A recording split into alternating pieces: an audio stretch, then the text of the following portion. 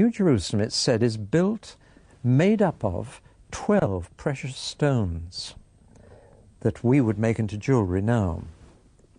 Now here's the fascinating thing, which to me is the final proof that that book is the Word of God, that it must be God-inspired. In the last generation only, we've discovered how to make purer light than we had before. Most light is bouncing around, waves crashing into each other, going in all directions, so that the light coming from that spotlight still lights this side of my face by reflecting off that tinsel up there. We're used to light coming at us from all directions. But we've now discovered how to send light in one direction. Laser light is the most common. You've seen laser light beams straight as a die. But we've also got what we call cross-polarized light. A polarized filter, if you can imagine, allows light through like that. But if you put another polarized filter at right angles to that, you've really got a very fine filter. If you take sunglasses and take one lens and put it at right angles to the other, it goes even darker. It only lets very straight light through. Now, people have taken jewels and precious stones and cut a very thin slice for microscopic purposes, and then shone cross-polarized light through them to see what happens, to put it very crudely, what happens to these precious stones in pure light. And one of two entirely different things happens with every jewel. The technical term, to give you a bit of science for a moment, is anisotropic jewels and isotropic jewels. Now what happens is this. Some jewels in pure light, whatever their color to begin with, they may be red, blue or green, turn into all the colors of the rainbow and the most fantastic patterns.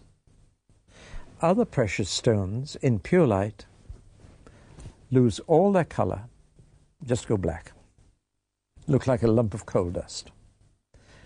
And it's only in this generation that people have discovered this unusual property. For example, diamonds in pure light are nothing. Did you get that, ladies? They're not even that. Diamonds, nothing. They won't be there. No, so make the most of them here. Rubies, garnets, just lose everything. Emeralds? No, they keep it. Oh, good. There are other stones that are anisotropic and go into these beautiful colors. Now, here's the fascinating thing. The 12 precious stones that God uses to build the New Jerusalem are all anisotropic. In pure light, they are all far more beautiful. And God doesn't touch the diamonds or the rubies. He doesn't build with them. Staggering. No, let's just put on the screen a picture of these stones. Yeah. Look at the top 12 stones on this picture, and you'll see the stones of the New Jerusalem. Look at the 4 bottom ones at the bottom of the picture, and you'll see they're black, no attraction whatever. Now then, who knew this 2,000 years ago? No scientist knew it. Nobody knew it. John the Apostle, writing down the book of Revelation as the Lord dictated it to him, he didn't know. Nobody knew except one person in the entire universe, and he knew, and that was God himself. Where is that written exactly? Revelation 21, right, halfway through, and you'll find all the 12 stones listed there. And you can just imagine from the picture we've seen on the screen how beautiful the New Jerusalem is going to be.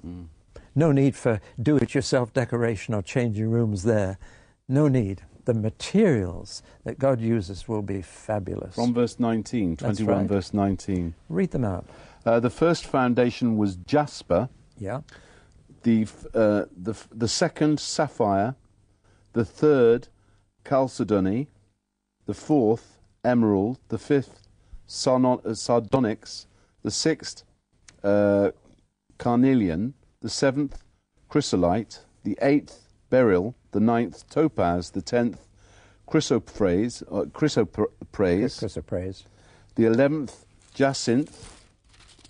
And the 12th, amethyst. No diamonds, no rubies, no garnets, because they're isotropic. Now, isn't that amazing? To me, that one thing alone would prove that the Bible was inspired by God, because nobody could have known this. They didn't know it until our generation. But there it is.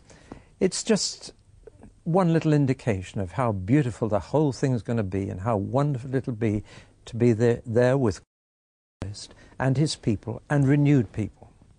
People who really have been recycled so they're all like Jesus and their characters are right.